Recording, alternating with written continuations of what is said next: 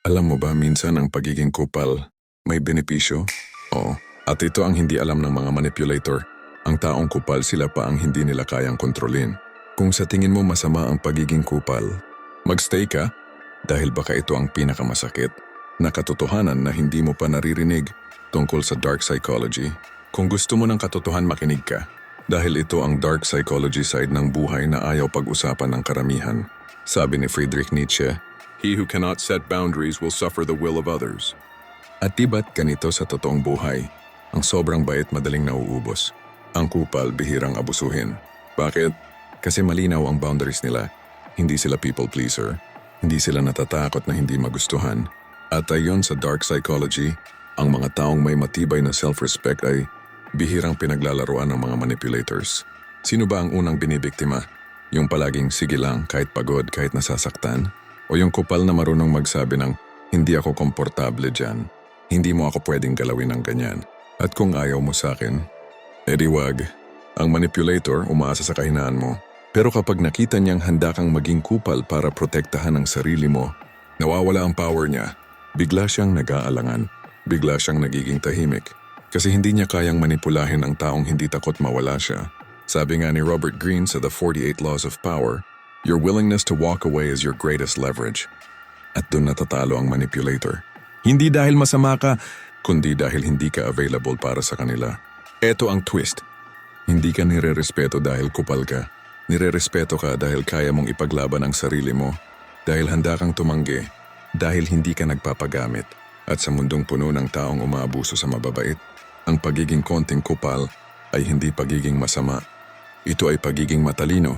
The psychology of kupal. Maraming Pilipino ang lumaki sa kulturang maging mabait ka para mahalin ka ng tao. Iwasan mo ang conflict. Magpasensya ka na lang. Pero ayon sa behavioral psychology, ang taong hindi marunong mag-set ng limits ay automatic target ng manipulators. Kaya kapag may taong kupal, yung diretso magsalita, hindi takot sa no, hindi nagpapauto. Akala natin sila ang problema. Pero ang hindi natin nakikita, sila ang taong bihirang mapagsamantalahan.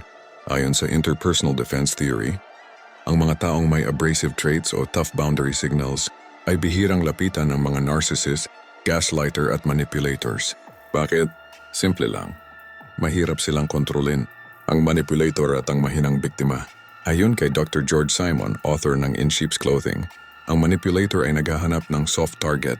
Ito yung taong laging nahihiyang tumanggi, takot mawalan ng tao, ayaw ng conflict, sobrang bait na nakakapuwing. At laging sige lang kahit ako na ang lugi. Eh guess what? Maraming Pilipino ang ganito kasi conditioned tayo sa hiya culture. Pero ang kupal, hindi sila madaling galawin. Hindi mo sila basta mauuto. Hindi sila natatakot na mawala ka. At dito natatalo ang manipulator. Kasi ang pinakamalakas nilang weapon is emotional control. Pero kapag hindi ka takot at hindi ka clingy, wala silang mapiga. Bakit nag-ingat ang tao sa kupal? May sinasabi sa dark psychology, people respect what they fear losing access to. Kadalasan, iniiwasan ng tao yung kupal hindi dahil masama siya, kundi dahil may psychological weight yung presence niya. May tension, may authority, may boundaries na hindi mo pwedeng tawiran. Kapag nagsalita sila, hindi sila nag-aalangan. Hindi sila sorry ng sorry. Hindi nila kailangan ng validation mula sa iba. At ayon sa Nietzsche, the strong individual is feared because he is not easily bent. Ang kupal hindi madaling likuin. Hindi sila nagpapaikot. May sariling isip, may backbone. Kaya nag-iingat ang tao sa kanila, kaya ayaw silang tapakan. Kaya bihira silang sisisihin. Bakit? Kasi may presensya ang kupal at may presyo ang pagtrato sa kanila. The hidden power of being tough. Let's be real. Ang sobrang bait madalas pagod. Laging sila ang nagpupuno. Laging sila ang naiisahan. Ayon sa compassion fatigue research, ang mga taong overly agreeable ay mas prone sa burnout, emotional exhaustion, anxiety, at low self-worth, habang ang mga taong may assertive dominance traits, kahit kupal pa, mas grounded, mas confident, mas hindi sabog ang emotions. Ito ang hindi sinasabi ng mundo. Kindness without boundaries is self-destruction, but toughness with boundaries is self-respect. Kaya minsan ang konting kupal, hindi toxic, therapeutic. Part 5. Paano talo ang manipulator sa kupal? Manipulators rely on 3 things. Guilt, fear of losing relationships, desire to be liked.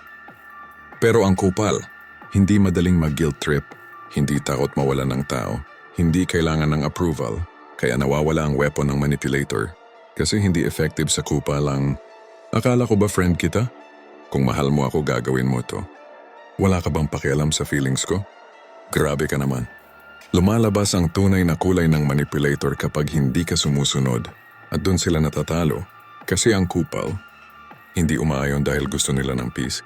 Umaayon sila kung may sense. At kung wala, edi huwag. Edi okay. Problema mo yan. Ang manipulator allergic sa taong hindi nila kayang bilugin. Psychological reason. Bakit gumigain ng respect ang kupal?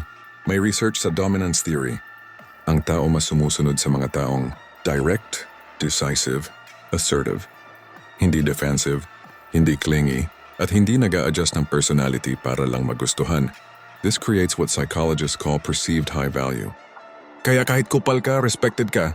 Hindi dahil bastos ka, kundi dahil strong ka. Hindi dahil toxic ka, kundi dahil may sariling mundo ka. Sa mundo ng manipulators, ang taong hindi nila kayang hypnotisin ay mataas ang value. Importante, ang pagiging kupal ay hindi pagiging masama. Ito ang pinaka-importanteng part.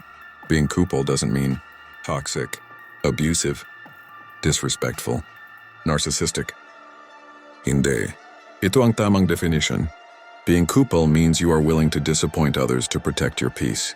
Being too nice means you're willing to disappoint yourself to please others. Alin ang mas masahol? Hindi ka masama kung inuuna mo ang sarili mo. Masama ka kung hinahayaan mong sirain ka ng tao kasi ayaw mong magmukhang masama. Irony, di ba? Ang tunay na rason kung bakit natatalo ang manipulator sa kupal, simple lang.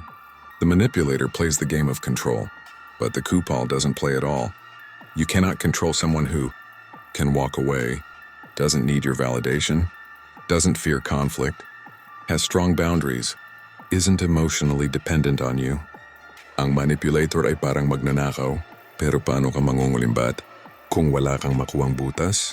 Ganun ang kupal, walang butas, real-life examples. One sa trabaho, yung sobrang bait sila lagi napapa-overtime. Yung kupal, boss hindi yan part ng workload ko. Pag-usapan natin, guess who gets respected? Yung kupal. Duwa sa relasyon, yung sobrang giving, laging nag-a-adjust. Yung kupal, may boundaries ako. Hindi ako robot. Guess who doesn't get cheated easily? Yung kupal. Tiri, sa barkada. Yung sobrang accommodating. Laging nauutangan. Yung kupal. Wala akong pera. At kahit meron, hindi ako nagpapautang ngayon. Guess who gets treated better? Yung kupal. May twist. Hindi ka nire-respeto dahil kupal ka. Ito ang twist na dapat tandaan ng lahat. Hindi ka nire-respeto dahil kupal ka. Nire-respeto ka dahil hindi ka nagpapagamit. You send a signal. I am willing to lose you if you cross the line. Yan ang hindi kayang tapatan ng manipulator. Final message, malupit na motivation. So eto ang tanong, gusto mo bang manatiling mabait sa lahat kahit ikaw ang unang nalalason? O gusto mo maging kupal sa tamang paraan? Yung may backbone, may dignity, may respeto sa sarili? Hindi ka nagiging masama, nagiging matatag ka, nagiging buo ka, nagiging hindi biktima. Sa mundong puno ng manipulators, narcissists, gaslighters at user, minsan ang pagiging konting kupal ay hindi pagiging masama. Ito ay pagiging matalino.